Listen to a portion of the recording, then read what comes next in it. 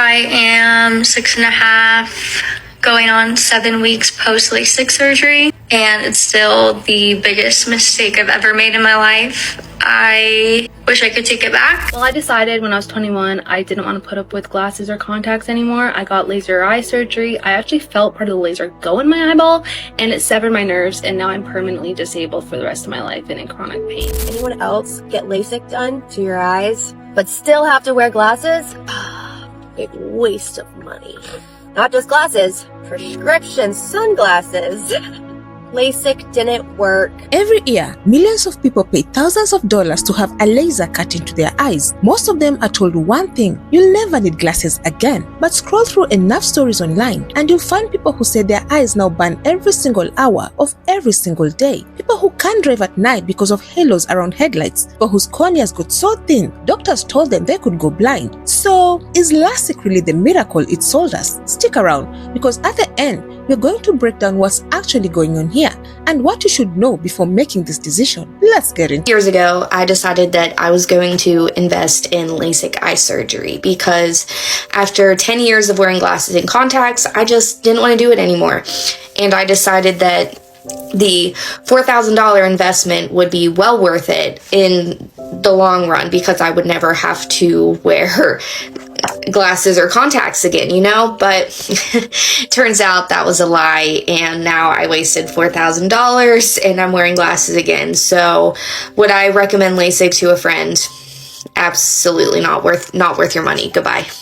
Okay, I had LASIK eye surgery done 17 days ago, and I hope if you're thinking about having LASIK done that this just happens to come across your For You page. It probably won't because I don't have a big following, but if it does, this is your sign. It's the biggest mistake of my life, and I wish I could take it back. My vision is awful. I'd say 30 times worse than it was prior to my surgery. The pain is insane. It's so bad. Do research what can go wrong and then weigh it out to see if the risks outweigh the benefit for you or vice versa, because I can tell you if this comes across your page, this is your sign, and don't do it. In one sentence, tell me why you wouldn't recommend LASIK. LASIK makes healthy eyes sick. In one sentence, tell me why you would not recommend LASIK. Because I've never had LASIK, but my dearest wife has had it for 20-some years, and it sucks. In one sentence, tell me why you would not recommend LASIK. I have a brother who had LASIK, and he is suicidal, and also he wishes if they had a surgery that they could take his eyeballs out, they would take his eyeballs out because he's in so much pain every day. In one sentence, tell me why you would not recommend LASIK. Because I can never get my healthy eyes back. In one sentence, tell me why you would not recommend LASIK. LASIK inherently causes harm to healthy tissues that were perfectly fine in glasses or contacts. I would not recommend LASIK because wearing contacts and glasses is way better than living with burning eye sensation pain every single day after LASIK. In one sentence, tell me why you would not recommend LASIK. Easy. Lifetime disability with no informed consent. Don't do LASIK. In one sentence, tell me why you would not recommend LASIK surgery. Because of all the people that are living life in agony and in pain from a procedure that was supposed to help them. In one sentence, tell me why you would not recommend LASIK. All right. I'm Dr. Edward Foshik. I don't recommend LASIK because of the life-altering complications that are unanticipated that could take place. In one sentence, tell me why you would not recommend LASIK. LASIK makes healthy eyes sick. One of the decisions I've made in my life that I fully regret today, every day from here on out, I'll regret it, was getting LASIK eye surgery. So I got LASIK probably like 3 or 4 years ago now. And I wore glasses my entire life and wore contact lenses half my life. From what I remember, my prescription was like a -5.5. I was nearsighted, terrible vision, and I thought LASIK was just going to be perfect, fix it all, which It doesn't. The technology in LASIK is still not perfected.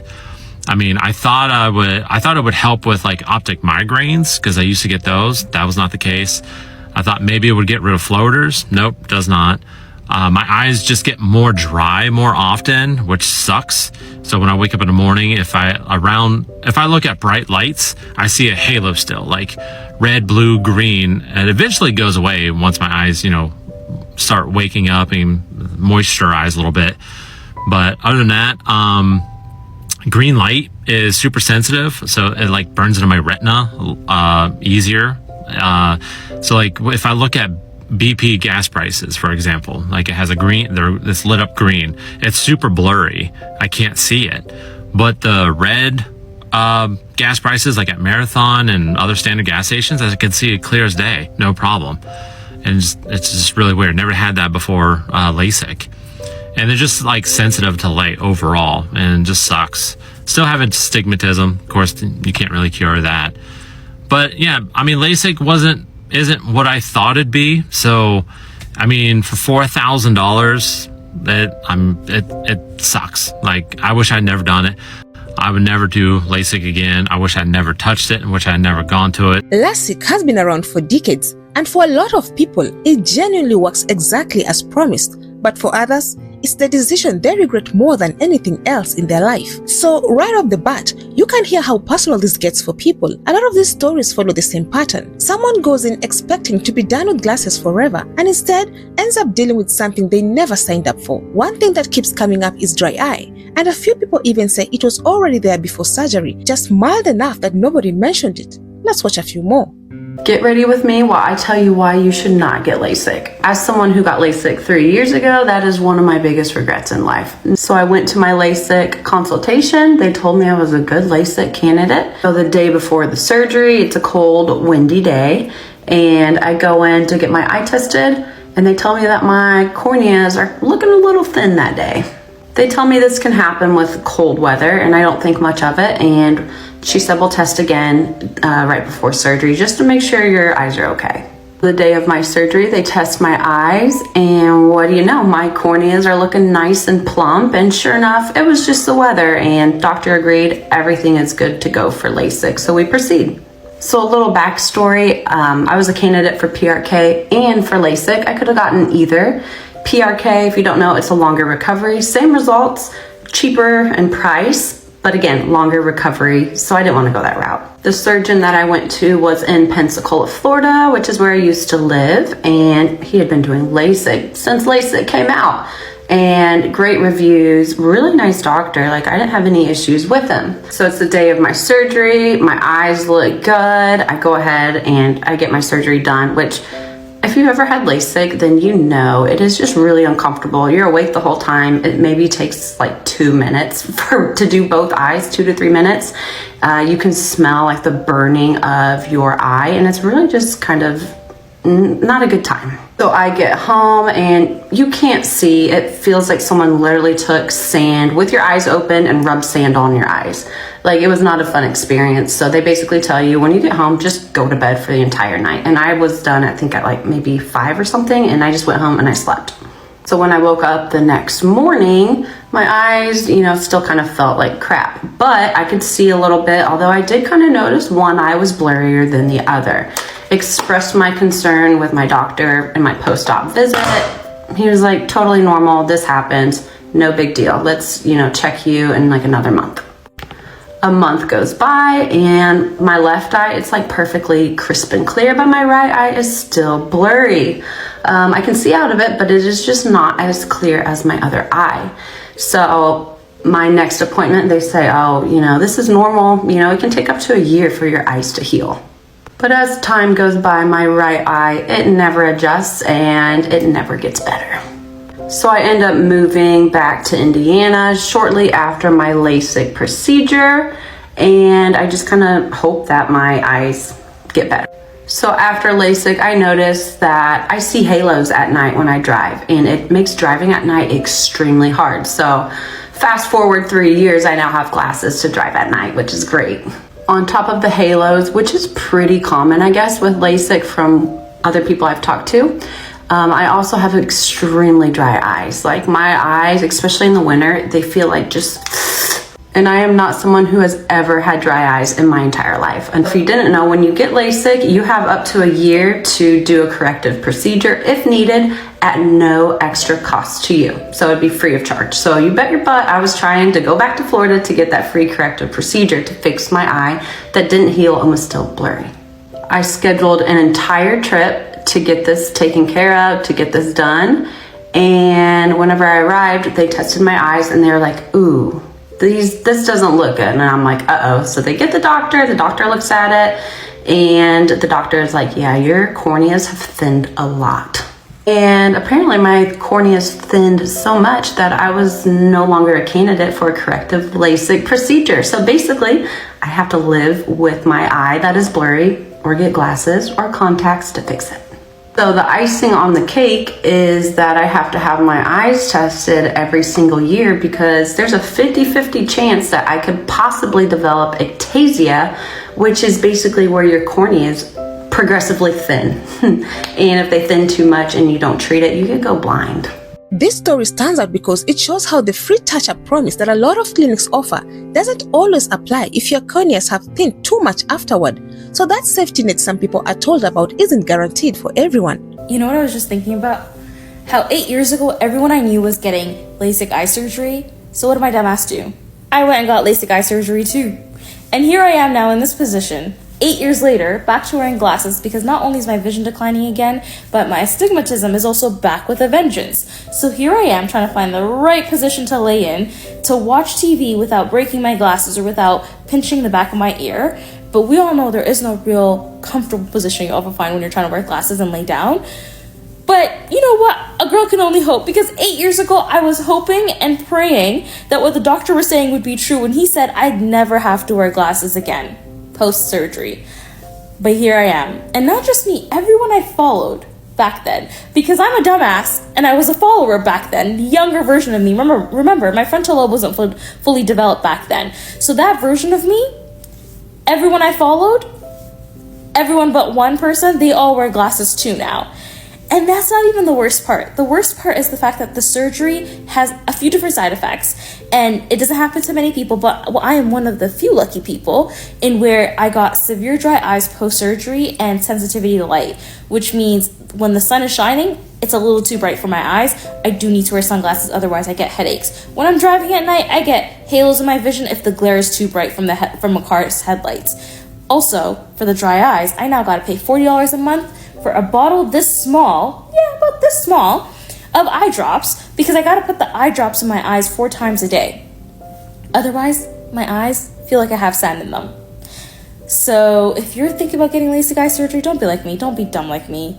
Don't get it. Don't do it. And if you're gonna do it, do your research, because they promised me a lifetime of clear vision, 20/20 vision. I haven't even gone a full 8 years out of this investment. And I should have known then. Remember, my frontal lobe wasn't fully developed, so I should have known then, but I didn't realize when they told me, why don't you upgrade to the premium package, okay? Premium package that would include a lifetime warranty of unlimited touch-ups. I should have known then when they were offering free touch-ups for the rest of my life that my vision would decline again. But I wasn't listening, and I wasn't reading the fine print. I said, premium package? Yeah, let me invest. It's my eyes. It's gonna be worth it. My eye doctor told me I could only get one more touch-up. Let that sink in, guys. If you're thinking about getting LASIK eye surgery, let this be your sign.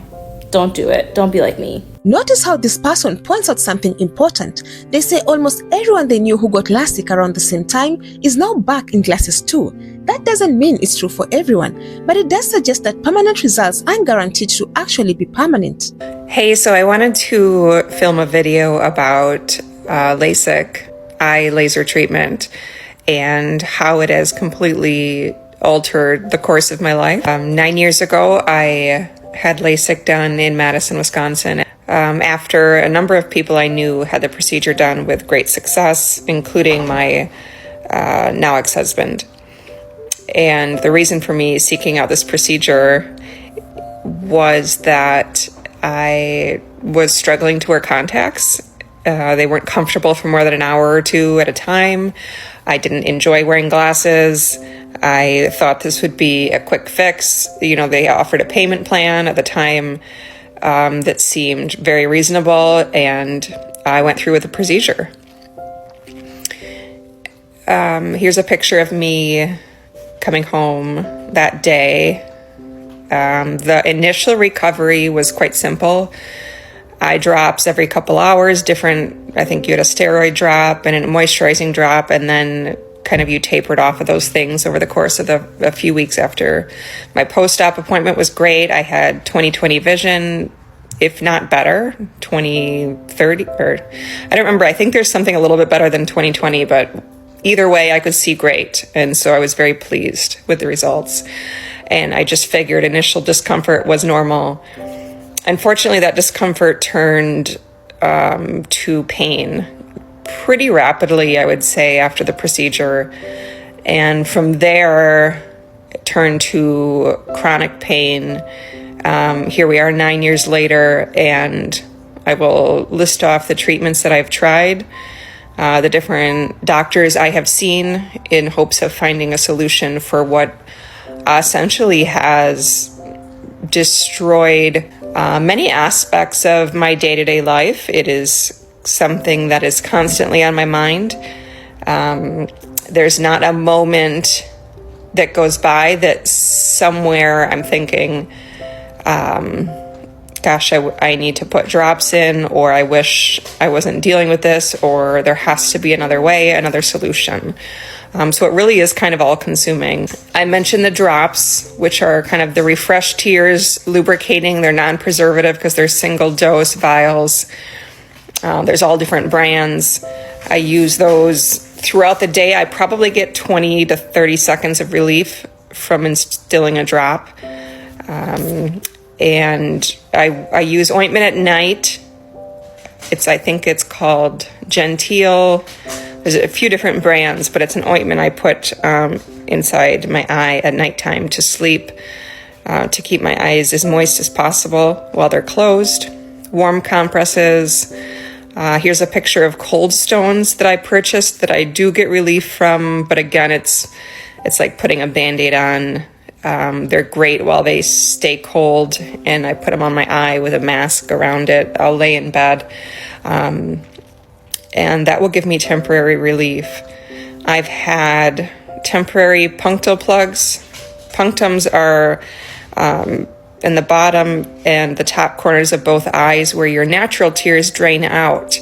And the plugs were put in there to try to keep my natural tears on my eye. But unfortunately, the temporary plugs were, they only last a short time. I'd go back. I thought I was getting a little relief from them, but so then I went ahead and did the permanent punctal cautery, so I didn't have to keep going back and getting dissolvable plugs put in, where here's a picture of my eyes after doing cautery, which is a procedure where the corneal specialist that I saw, the ophthalmologist, one of many doctors, she numbed my eyelid and cauterized the punctums on the lower lids so that tears would stay more on my eye, help with the dry eye. I don't think I mentioned my diagnoses since the procedure. Obviously, chronic dry eye, meibomian gland dysfunction, which affect the quality of your tears. Let's see. I have ocular rosacea. I have corneal neuropathy. Some of these have to do with the flaps on the cornea not regenerating and not healing fully. So there's some nerve pain that goes along with it. I've had BBL, which not what probably most people think is when they hear BBL, but it's a broadband light therapy. I had that done probably 5 times at my doctor's office. They do full face light laser therapy. Here's a picture of afterwards. Extremely painful procedure. Sorry, my cats are fighting. They put metal shields on your eyes and they laser your entire face. The procedure is probably 30 to 40 minutes. and it's like snapping rubber bands over and over. And I felt like I got a little relief from that procedure, but it was temporary. It wasn't something that lasted. More drops. I've tried Restasis, Mibo, Vyvanse, pretty much every drop that is prescription on the market I've tried. The last treatment option I am exploring with my doctor next week, and that's the scleral lenses. There's a picture of what those are. Basically going back to contacts, but this lens is large and it's a hard contact. And what you do is, well, it sits on the whites of your eye. You fill it with a saline solution so that it basically is like a bandage over your eye, and you wear them throughout the day. And I feel like that hopefully will provide some relief to have not so much dry eye feeling throughout every day. So again, if you have a similar experience or know somebody looking to get LASIK, I would caution them, maybe show them this video. Had I known then, what I know now, I would never have done this procedure. It is my one regret in all of my 41 years, because, like I said, if I could go back, if somebody would have cautioned me, I would give anything to not live with this chronic pain. And I know that there's people that are worse off or have bigger, much more challenging issues to deal with, and I feel for them as well.